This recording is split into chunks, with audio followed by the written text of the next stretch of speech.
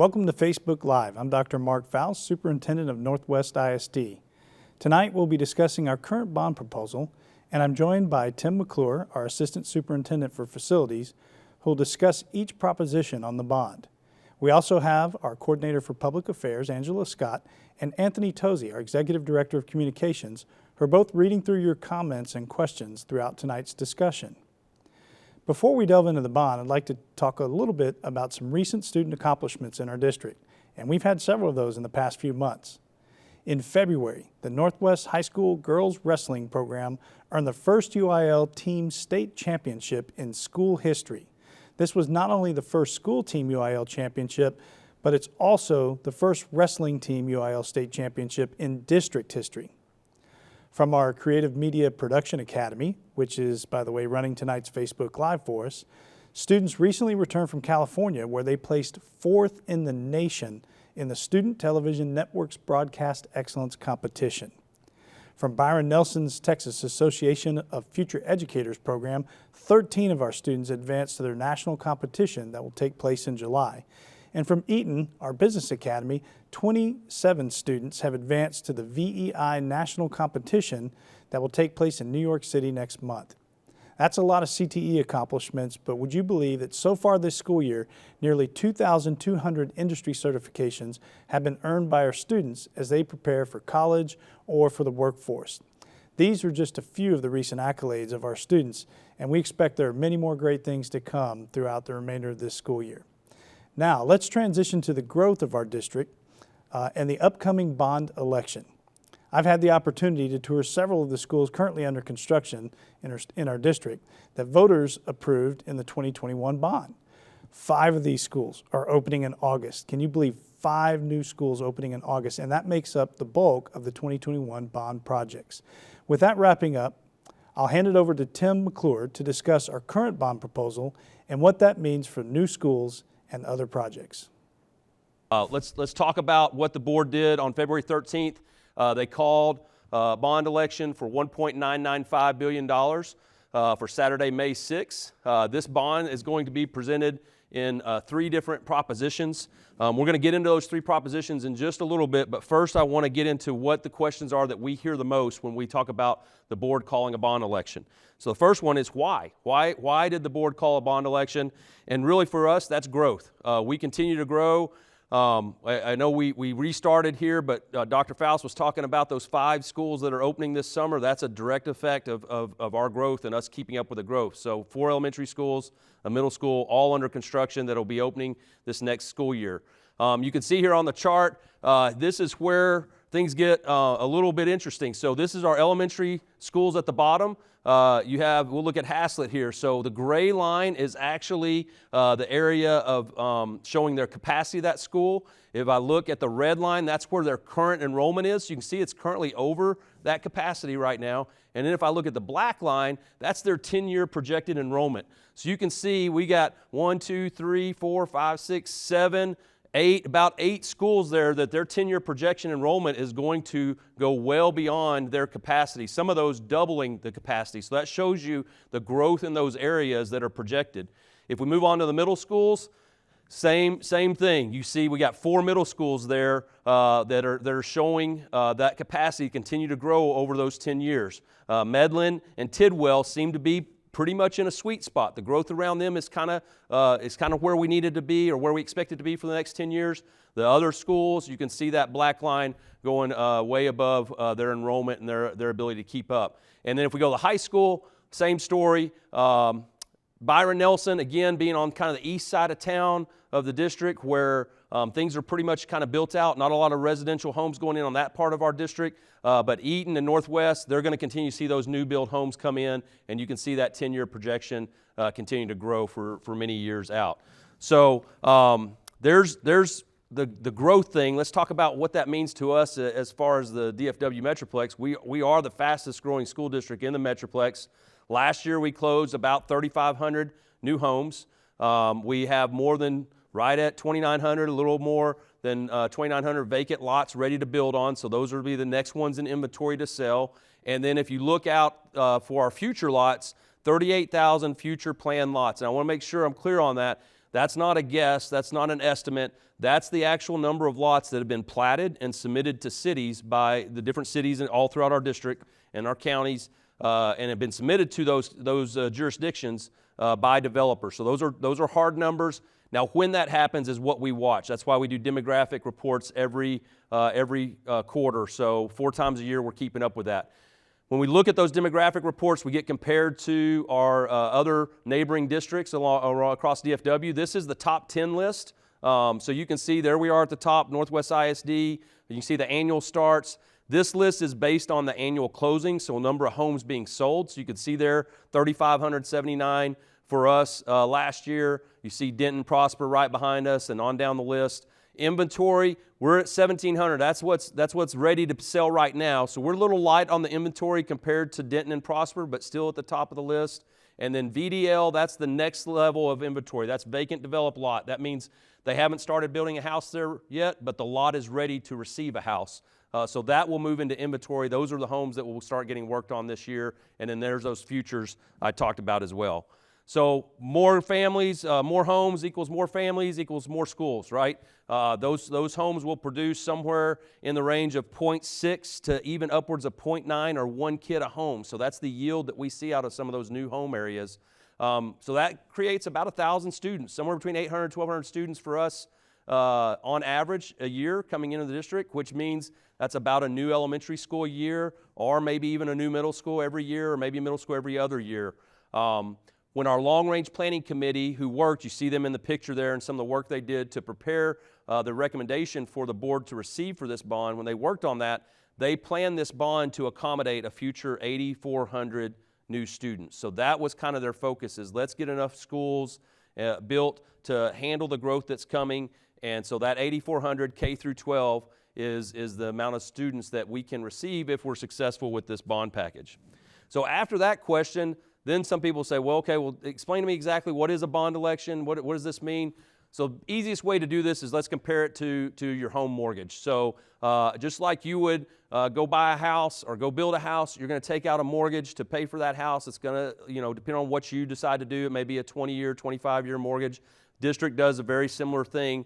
By law, that's how the school districts in the state of Texas are able to finance building new houses or renovations or maintenance work or things like that. But we don't just get to decide to go do that. We actually have to ask our voters if that's okay. Now, that's regardless of whether or not there's a tax rate increase or the tax rate is a neutral hit or it's even a decrease.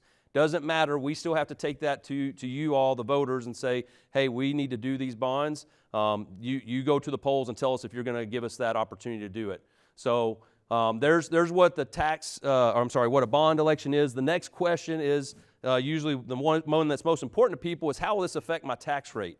And so I want to talk to you about what your tax rate is comprised of, first of all. So it's 2 buckets of money. They operate independent of each other. So maintenance and operation is the general operating fund. That is our state-funded bucket that allows us to pay for salaries and utility bills and supplies.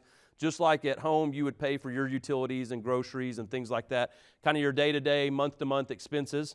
So that stays in one bucket. And then on the other side is your debt services fund. That's your interest and sinking. That's where we pay off our debt. That's where we pay our mortgage, basically. Just like you'd pay a car loan or a home mortgage.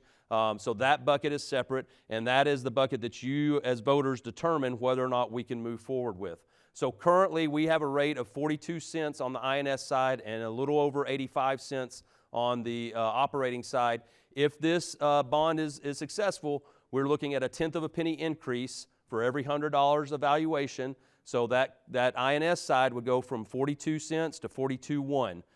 So that would be the increase. And then very important to understand here, sometimes we get the question of, hey, when you pass this bond, are you going to give all the teachers a raise?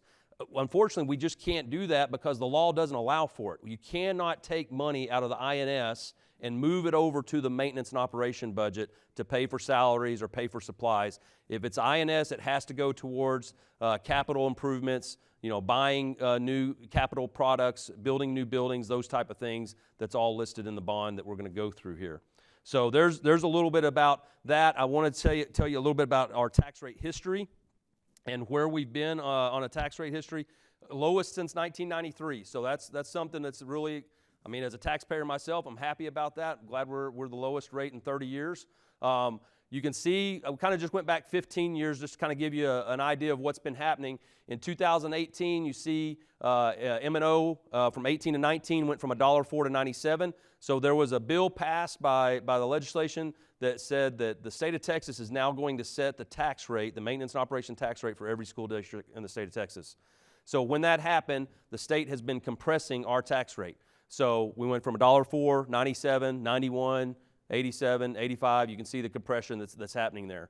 And then on the INS side, that's where we've had the bond elections. And so some of those, 15 to 16, 41 cents. And then in 17, we had a bond, and we had to bring a few pennies in to pay for that bond. So that went up to 45 cents.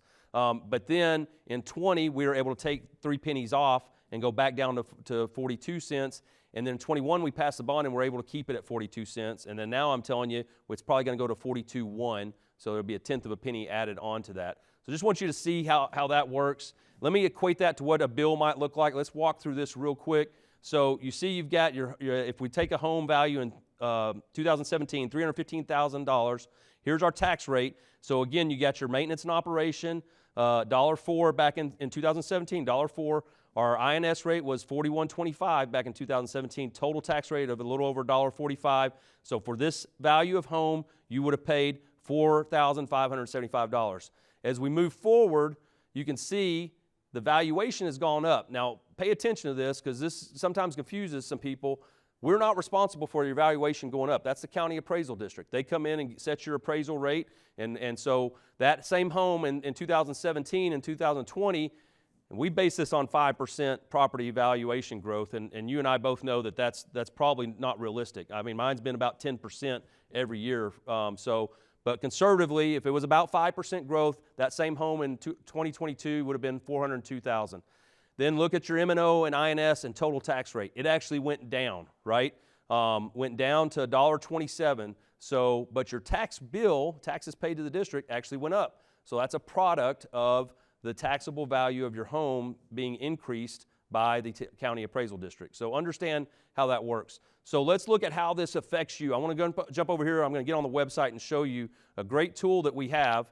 I'm going to scroll back to the top because we left off there. But if you go to our bond website, we have a lot of information here. You can see all the different tabs, and you click on the tax and finance tab.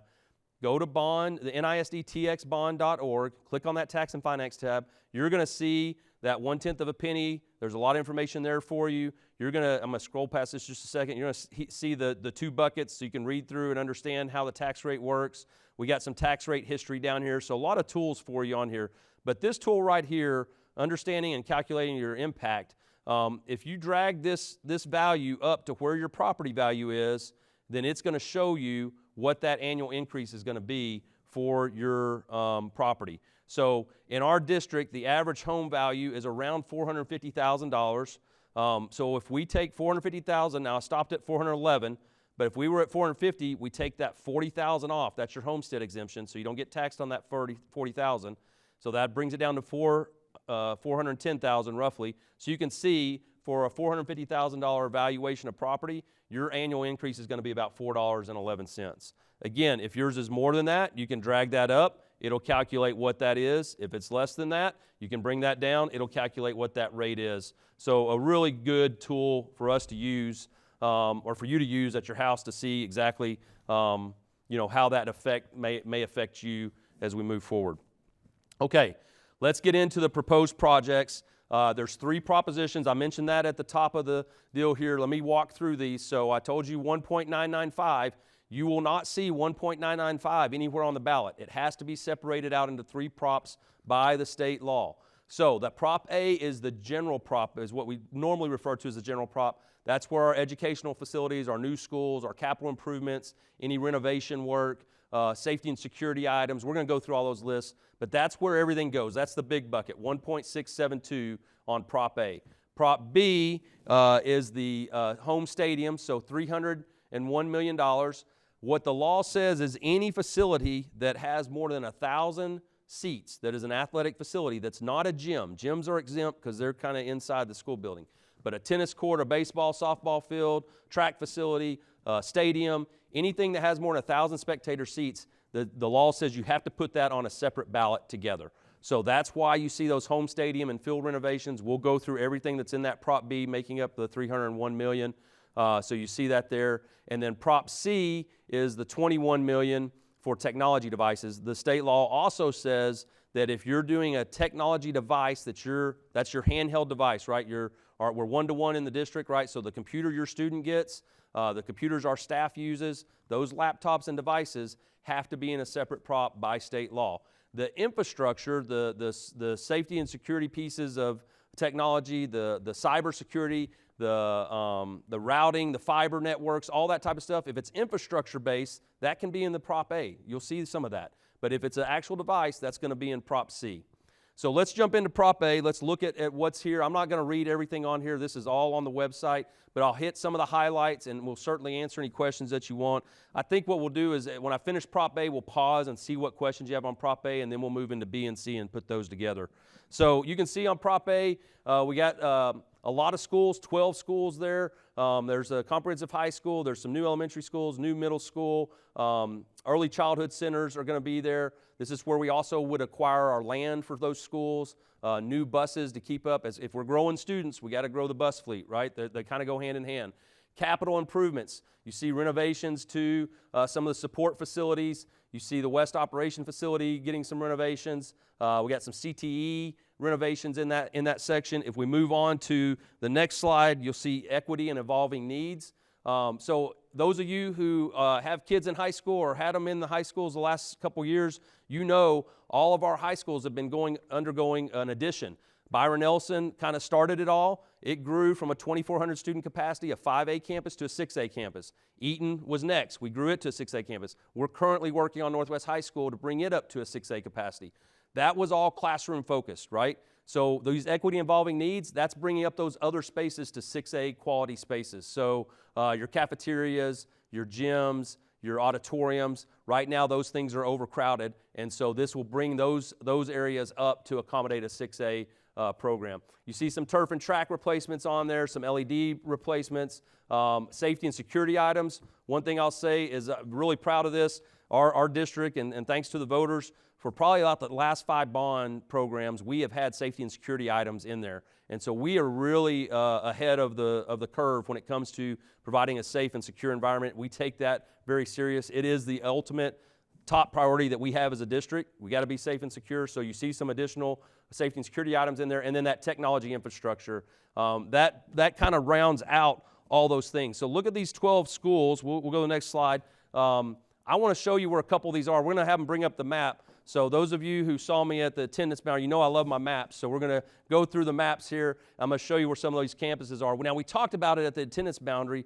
We talked about the fact that a new high school, new middle school are coming, and here's where we think they'll be. So if we look on the map, that new high school down here, right here off of 170 and 35. So if you know where Cabela's is, where the pilot truck stop is, that's the area. We own a piece of land there. That's the area we think that high school number 4 is going to be. So there's a lot of growth along the 170 corridor, a lot of growth into the middle of Haslett, and Eaton is currently our fastest growing high school and is at capacity right now. And it's going to take us 3 years to build another high school. So they're going to continue to grow over capacity. That's why we had to make some of the boundary changes at the high school level that we did. Now that middle school we talked about, where am I going? Right up here in Pecan Square, so just off 35 and 407 up in the North Lake area of our district. That's where the middle school 8 is projected to be. Both those projects would start, if the bond is successful, we'll start planning for those projects with our architects and engineers immediately so we can get those on track very quickly. We have a replacement at Justin Elementary School here. We have a replacement out here in the west at Prairie View Elementary School. Both those elementary schools being replaced. And then what we're going to do is use that site where those schools sit today as early childhood centers. When our committee met, we talked about what we want to do for early childhood is make sure we can serve our students. In our district, we've talked about it for years, but we kind of had a closed-minded perspective of where do we put a center that can help all our district.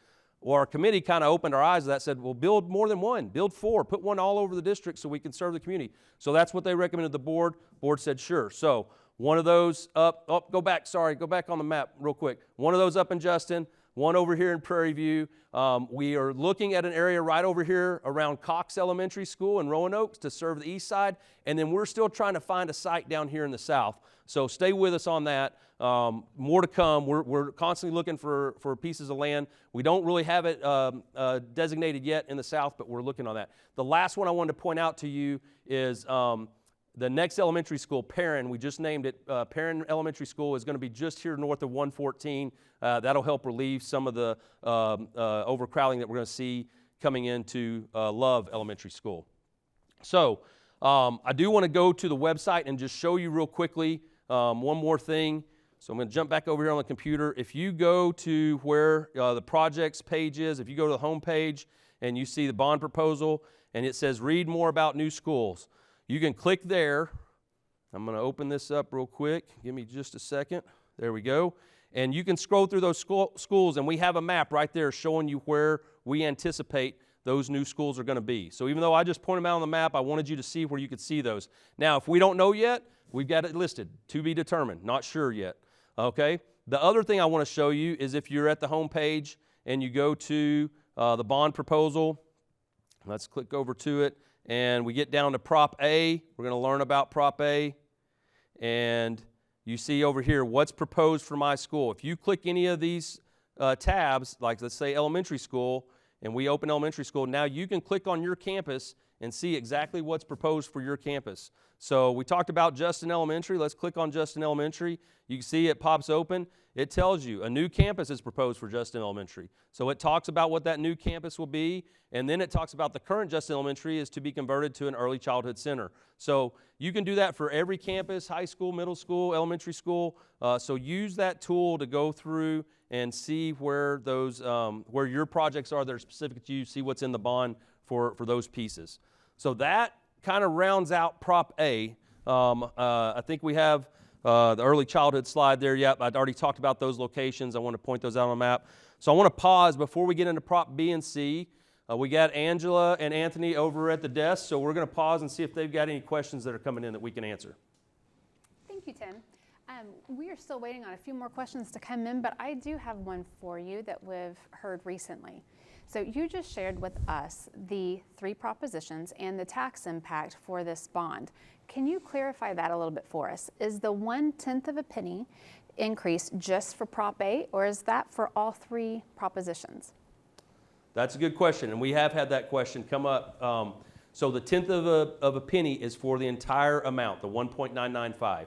So that's not just for Prop A, Prop B, or Prop C independently. It's all collectively. So let's say one of the props doesn't pass, then we may not be at a 1/10 of a penny. We may be at, I don't know, 0.8 of a penny or whatever that value is. But if everything passed, that's what we have to base that on. That's why we say approximate. We got to wait and see what passes. But if everything passes, that 1/10 of a penny would be enough to cover all 3 props. We're still waiting on a few more questions to come in, but we've seen some excitement about the early childhood centers. One question we get about that quite a bit is if those are approved in Prop A, will the existing elementary campuses still retain their pre-K additions that they're currently receiving? Great question. So those early childhood centers are there. Let's talk about one other thing that people ask too. I'll get to Anthony's question is what are they serving? They're serving our 4-year-olds. That's really the main purpose is to bring those in. The state said we have to serve pre-K, and so and they gave us some time period. We got another year or so before we have to catch up to that, but we're way ahead of the curve. We're already serving our pre-K. What it actually does is when we get those things built, we will have a blended model. We will have a model that actually provides a pre-K center as well as maybe some services, pre-K services at each campus as well. So we know that need and demand is out there. We want to make sure we can take care of as many of those 4-year-olds as possible. This will allow us to blend those 2 models together. So hopefully that answers the question. Yep. Okay, I think we're going to move on. They're not giving me any hand signals that say that we're got any more questions right now. So we're going to move on to Prop B. Let's talk a little bit about Prop B. Again, this is that stadium piece. Anything over 1,000 seats, we have to separate. So $301 million for the Prop B. Here's everything that's in it. So you've got the 3 home stadiums. I'm going to talk about the why behind the home stadiums here in just a minute. But 3 home stadiums to be built. One at Byron Nelson, one at Eaton, and then one at the new high school number 4, right? We got that on the ballot as well. So we're going to build a new high school. Let's go ahead and build that new stadium with it. Those will be slightly smaller than our main stadium that we use. That seats about 9,000. We anticipate this will seat about 7,000, but still very accommodating for 6A crowds. That's what we focused on. In addition, in that same package, renovations at Texan Field. Texan Field is our oldest field. It sits next to the main stadium, NISD's stadium. And if you've been over there, you've probably been there. You could have been there for Pee Wee football games. You could have been there for track meets, JV games, soccer games, middle school games. We use that complex quite a bit. And the last time it had any improvements to it was around 2000. And so it's just starting to be depleted a little bit. So we'd like to bring it up, replace the stadium lights, replace the press box and the bleachers and all that stuff, kind of give it a facelift. So those are in that same package. And then lastly, at the main stadium, NISD Stadium, that opened in 2005. So we're going on 18 years with that stadium. And we're just hitting some of those life cycle things that run out on a building, right? Your roofs of your buildings. So that's the roofs of the press box and of the field house. Those roofs are at the end of their life cycle. The HVAC, fire alarm system, the LED lighting, the stadium lighting. If you've been going to that stadium for some time, you've probably noticed it's getting a little bit dimmer. So those LED bulbs that light the field, they're starting to diminish in their light quality. So all that is included in that Prop B. Now let's talk about the why behind the home stadiums, because I know people are interested in that. I already mentioned that there'll be 7,000 seats. We talked about they're projected to open the fall of 2026. We would hit the ground running trying to get those things going. If we go to the next slide, when our long-range planning committee met, we talked about if we open a 4th high school, what does that do for our extracurricular events, especially the ones that need a stadium? And 4 high schools would have to operate out of 1 central stadium. So our community talked long and hard about this. They actually went back and surveyed their neighbors and friends. We actually put out a phone survey. Some of you may have answered that phone survey. And what we heard back from the community pretty at large was, we understand 1 stadium is not a fit for 4. So there was kind of 2 options on the table: build a 2nd stadium and then still share between campuses, or go back to a model where everybody gets that hometown feel, right? That community stadium. And we heard the committee was unanimous on the hometown stadiums. The phone survey came back about 2/3 were in favor of home stadiums and about 1/3 was in favor of a 2nd stadium. So committee made that recommendation. Here were the things that they said they thought was important. 1, keep those students in their classrooms longer. So if you go to school at Byron Nelson or Eaton High School and you're going to a game or you're participating in a game, that's not just athletes, right? It's not just the people on the field, the cheerleaders, the band, the drill team, the trainers. There's a lot of students that leave early to get ready for that game, and a lot of those games are happening on Thursday night. So want to keep those kids in the classroom longer. They get home on a Thursday night at midnight or so by the time they get all their gear unloaded, and then next day attendance is dropping a little bit, or they're not half awake in the class. So really paying attention to what those kids can have a little bit more value in the classroom, because if they got a home stadium, they're just going across the parking lot, right? They want to create that community atmosphere. We heard a lot from people that said, "Man, we don't have a home stadium. We don't consider our home games a home game. We drive for every game. It doesn't matter if it's a away game or it's a home game. We're still driving to Central Stadium." We had instances for both Byron Nelson and Eaton that their travel away games were actually sometimes closer than their travel home games. And we know the road construction around here, the communities continue to build out, and so they said, let's bring that back to the community and make that a community event and a community atmosphere. So that was really important to people. So traveling, we talked about that, substantial increase for the current crowds. That was the other thing we heard. The stadiums that we have at those places right now, at each of those high schools, they're the junior varsity stadiums.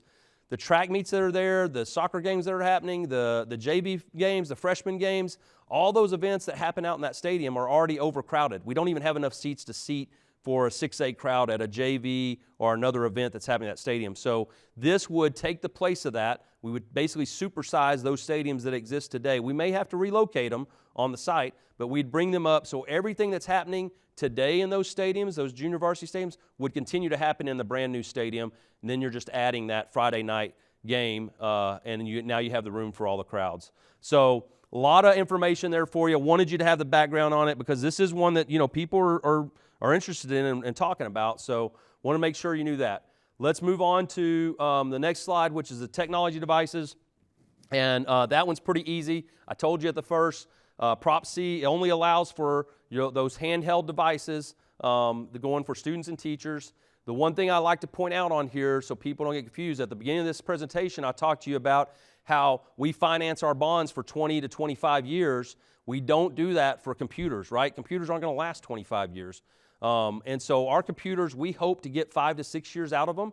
We finance these bonds, and as a matter of fact, for our buses as well, anything that's a more short-term life cycle, we finance those at 3-year increments. So we're not paying for a computer for 25 years. We're paying for a computer for 3 years. We're hoping to get 5 or 6 out of it, and then we refresh that cycle. So just know that that's the big difference between those. That prop stands alone by itself at the 21,752 is the price on that. All right, going to look over to the news desk there and see if we've got any questions coming up on Prop B or C, or even some left over from A. We actually do have one left over from A. Will the early childhood centers also serve the teachers for on-campus daycare? Great question. And I started to answer that question, and I forgot to finish my answer because I got talking about Anthony about what's going to happen at the current pre-Ks at the classrooms. But yes, our intention is to be able to have that amenity to be able to provide to our teachers, that they would have a daycare center attached and encompassed in that early childhood center. So yes, that is a very good question, and I hope that's the right answer that you wanted to hear, because we're excited about that too. And we're getting lots of great questions about the stadium proposal. I'll ask two because they're somewhat related.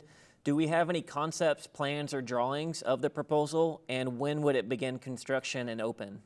Great question. So we do not have any of our own designs or concepts yet. We don't want to get the cart before the horse, right, and start paying architects to do that, and we haven't heard from you, the constituents, yet.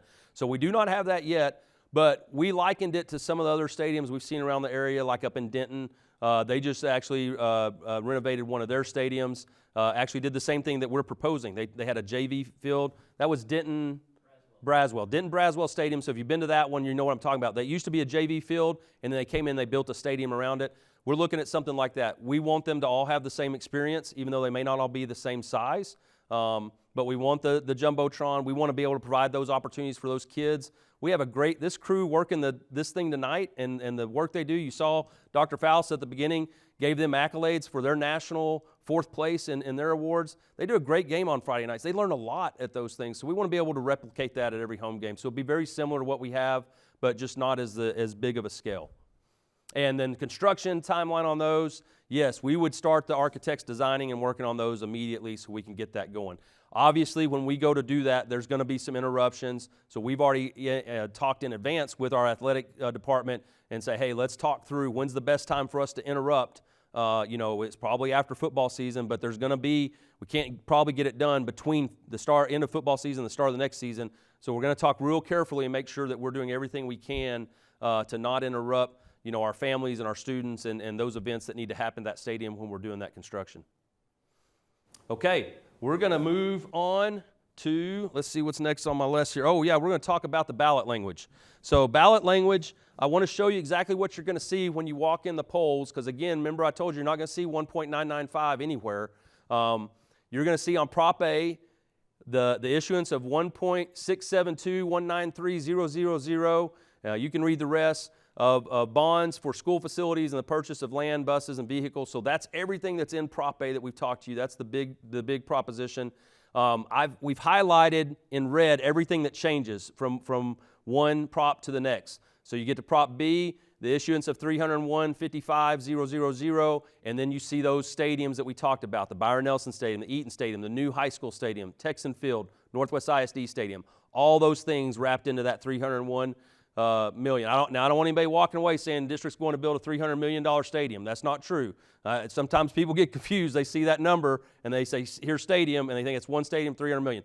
You got 3 new stadiums and renovations to 2 all in there. So that's that for Prop B. And then Prop C, again, probably the easiest one to understand, 21,752,000 for that instructional technology. That's any device that we put in the hands of a student or a teacher.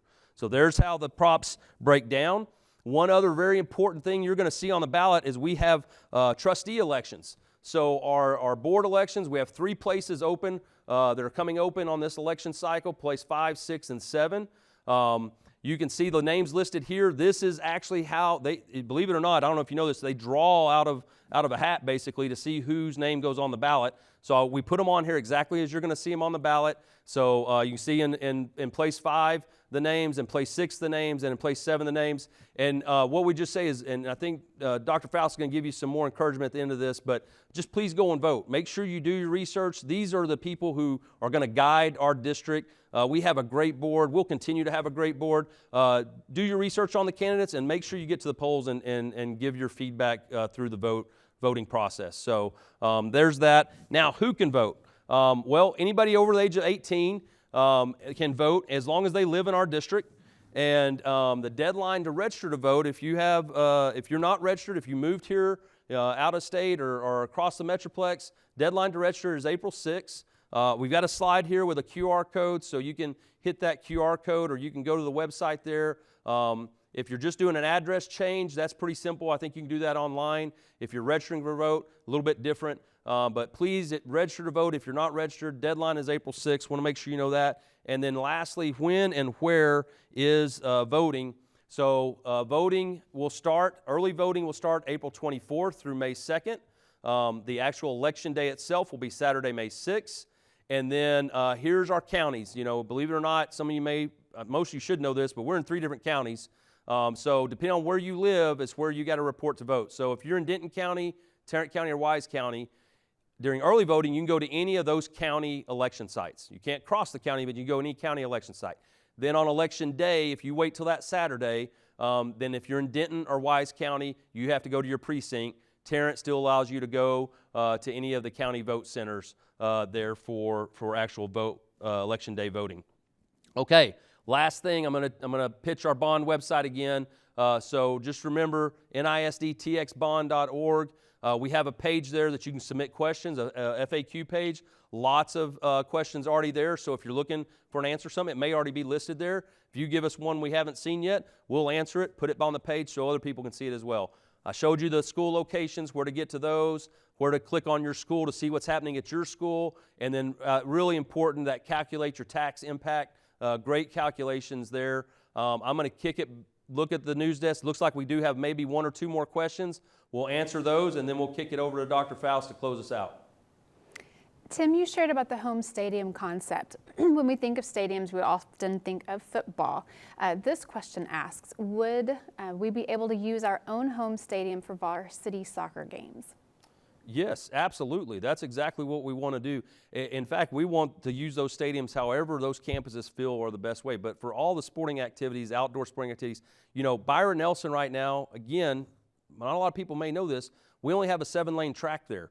And so it's really hard to host UIL events when you need an 8-lane track and we only have 7. So we'll correct that in the process. So you'll have track meets, you'll have soccer games. You know, if UIL ever passed lacrosse, then we'll make sure we get a lacrosse field out there. I don't know when that's going to happen, but if it did, we'd make sure we do it. We want you to be able to have those events at your stadiums.